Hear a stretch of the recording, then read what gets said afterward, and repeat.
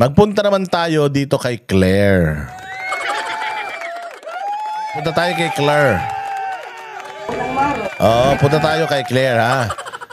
Kasi nitong nakaraan, itong si Eden, ito pong si Eden ay planong tanggalin diyan sa Malacanang Press Corps kasi ang Net25 hindi mo yan pwedeng tanggalin sa Malacanang Press Corps kasi lahat lahat po ng mga media outlet sa Pilipinas, yung mga legal na mga media outlet ay meron po member po sila ng Malacanang Press Corps. At bawat isang media outlet ay merong kanya-kanyang mga representative para maging part ng press corps. Okay, nung mga nagtatanong-tanong diyan, Malacanang reporter, tawag diyan Malacanang beat. Meron ding Senate beat, Congress beat, meron yang ganun. Kung may mga representative sila bawat ahensya. Ang SMNI po ay member pa rin at part pa rin ng Malacanang Press Corps. Pero bakit wala sila doon? Kasi nga, hindi ni-renew yung car pass nila. Ano yun? Maglalakad sila?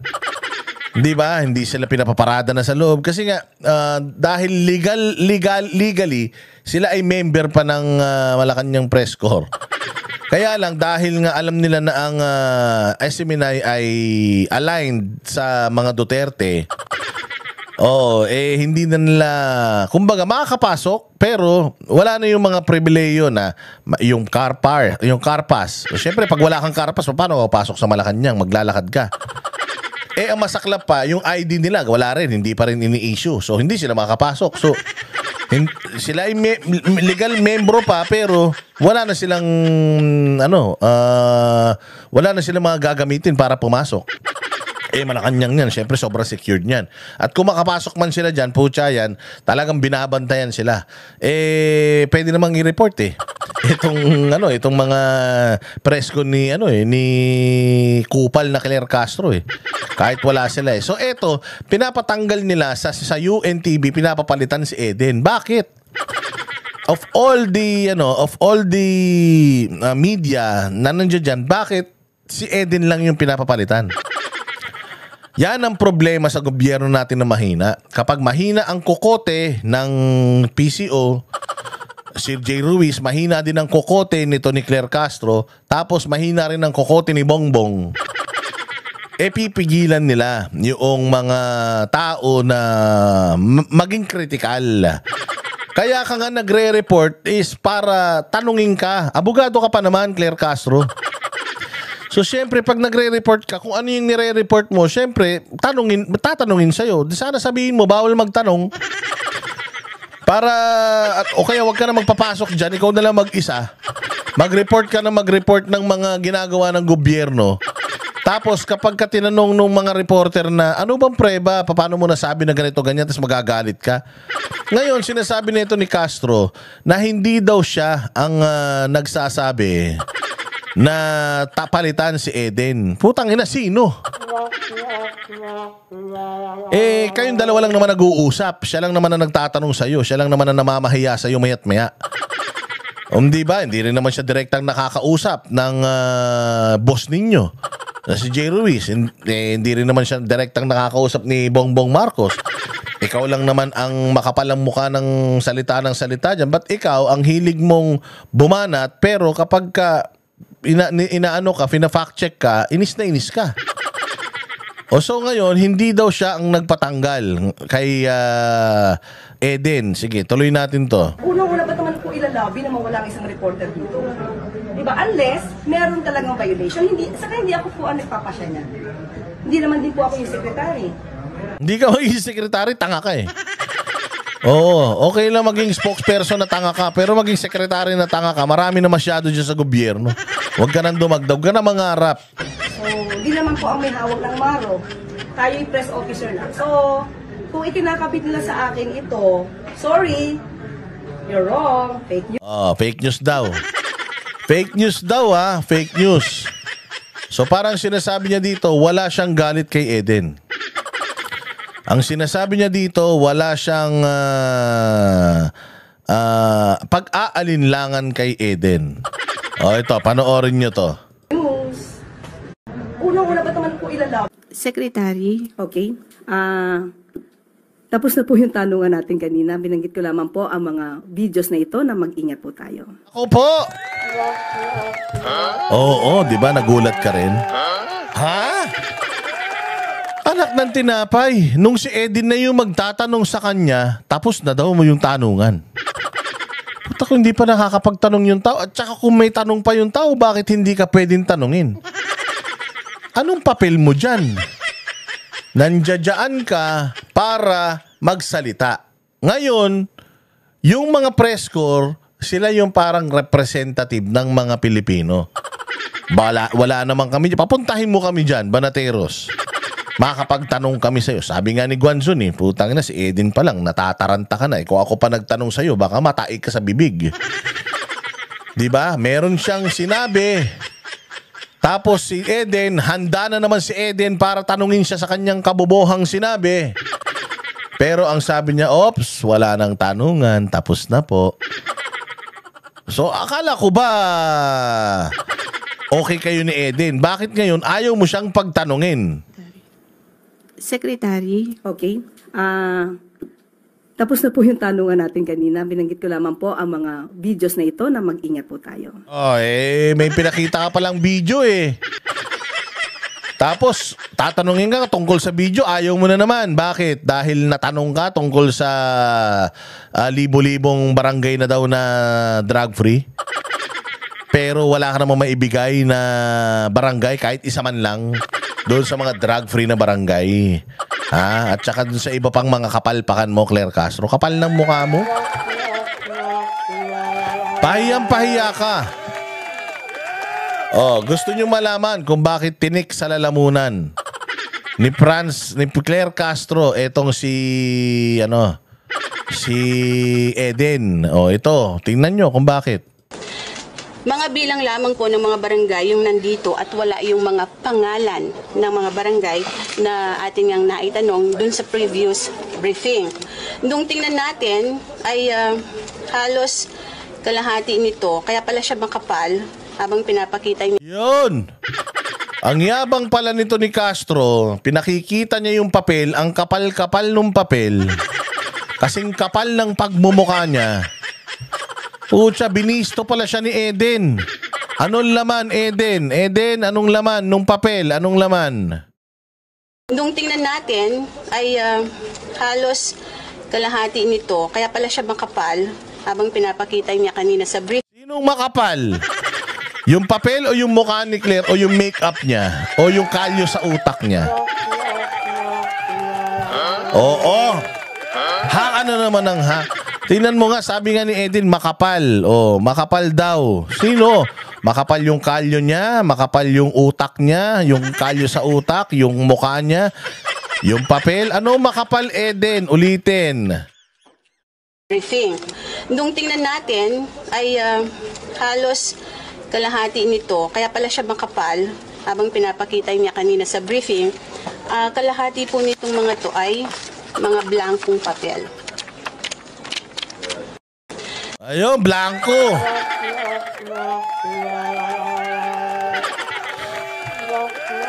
Hayop ka, Claire Castro. Fake news peddler ka. Tangina ka, mambubudol kang kupal ka. Mantakin mo, tinataas niya pa yung papel. 400 something, 4,000, 400,000. Ilan man yan? Ang dami daw barangay na free na, drug free na. Oh. Tangina, nabisto siya ni Eden na ang kapal-kapal daw nung tinaas niyang papel. Kaya natapatanong siya ano bang barangay? Bigay ka lang 3. Walang naibigay. Putang ina, ano yan? Ba't ang kapal niya? Nung chinek ni Eden, kalahati dun sa papel na hawak ni Castro, blanco yung... Ba't puta blanco na? Ikinumpile nyo pa? Parang utak nyo yan Blanco. Kapal ng mukha nyo. Mambubudol ang mga putang ina nito. Sanay na sanay mandugas talaga ng tao. Siyempre nga naman, si Bongbong kukuha siya. Yung spokesperson naman durugas din katulad niya. O hindi ba? Ang kapal ng papel, kalahati pala doon, blanco. Para lang magmukhang marami talaga, totoo yung sinasabi nila, pero pag inurirat mo, nga. Wala talaga, walang katotohanan. Puros numero, puros report, pero puta walang patunay. Kaya tinik sa lalamunan nila si Eden. Kasi hindi katulad si Eden ng ibang mga palamuti na mga prostitutes dyan. Yung TV5, GMA, ABS, Rappler. Lahat ng mga nandiyan dyan, puros palamuti. Dahil palamunin ng gobyerno ang mga buwaka ng ina. Hindi nila binibisto itong pambubudol ng gobyerno. Net 25 SMNI. Yan lang ang malalakas ang loob na ipakita ang kabalbalan netong pamahalaan natin. Uulitin natin yung report ni Eden ha. Oo, ito yung unang pambabastos sa kanya ni Castro ha. Oh. Secretary, okay. Tapos na po yung tanungan natin kanina. Binanggit ko lamang po ang mga videos na ito na mag-ingat po tayo. Secretary, okay. Tapos na po yung tanungan natin kanina. Binanggit ko lamang po ang mga videos na ito na mag-ingat po tayo. Ayaw na pagtanungin. Paano ka ba naman hindi kaya ayaw kang patanungin dahil dito? Mga bilang lamang po ng mga barangay yung nandito at wala yung mga pangalan ng mga barangay na ating ang naitanong dun sa previous briefing.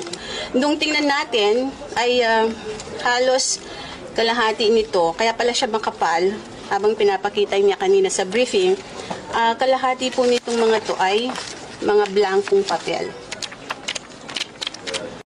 Ano na ngayon? Diba? Sinong fake news ngayon? Sa sobrang walang ginagawa ng gobyerno na to, sa sobrang walang kwenta ng gobyerno na to, pinepeki na nila yung resulta. Pinepeki na nila yung mga ipinakikita nila sa taong bayan. Tangina, tama pa ba yan? Maling-mali na po yan. Kaya kayong mga Pilipino, bahala kayo. Itong mga tagapagtanggol ng pamahalang tanga na to, tanga rin kayo pare-pareho. Pare-parehas kayong mga putok sa buhat mga hindot.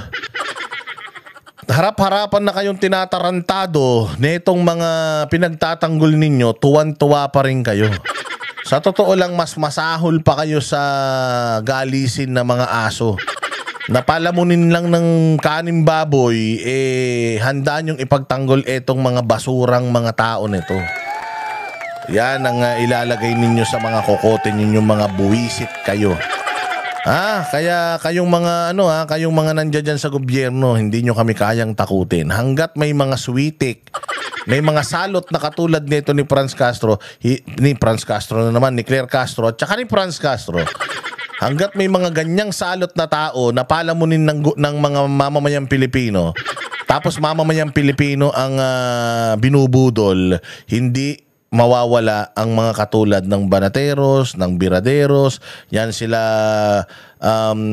Reaction TV, sila PH Update, yung mga malulupit na mga vloggers na nag-e-expose ng lahat ng mga kademonyohan nyo. Again do not quote me sa lahat ng mga pinagsasabi ko rito. Lahat ng mga pinagsasabi ko, disclaimer lang, walang katotohanan. Puros kabalbalan, kabulastugan lamang. Maraming salamat sa inyong panonood. Thank you po sa inyong like, share, at sa pagsusubscribe. Siyempre, maraming salamat din po sa nagbibigay ng kanilang blessings, support things dito sa ating sa ating channel. Marami nagtatanong paano ba magpa-member. Sige, maggagawa ako ng recording ng pagpapa-member, tapos i-play natin dyan para makita ninyo kung papaano. Okay, maraming salamat po. Mabuhay kayo. God bless everyone. Ang boses ng masa hindi natatakot. Katotohanan lang, di kami nalulunod. Walang bahid ng sismis, lahat ay totoo. Kahit sino ka pa, pag mali ka babanatan ka. Walang pinipiling kulay, wala kaming kinikilingan. Basta para sa bayan, kami lalaban. Pagdama palakpakan, pag mali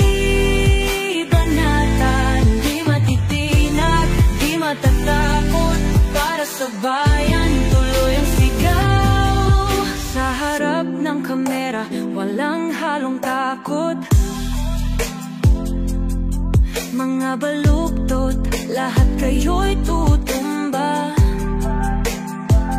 Ang hustisya at totoo,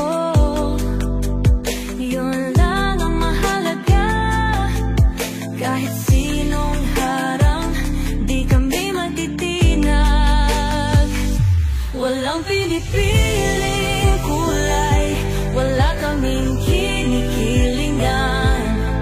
Basta para sa bayan, kami lalaban.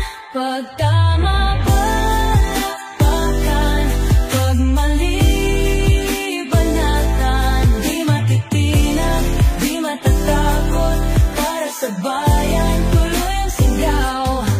Kung nasa tama ka, ikaw ay aming kasama. Pero pag mali ka, handa ka na bang mabasag? Banateros kami, walang inuurungan.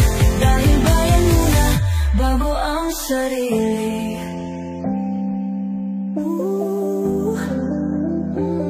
Bago ang sarili.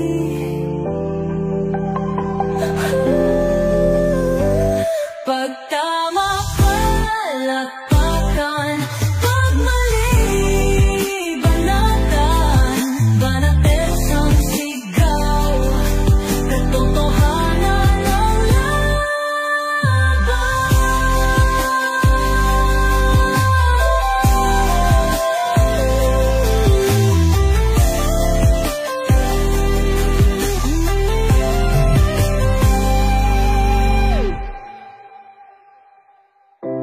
sa harap ng kamera,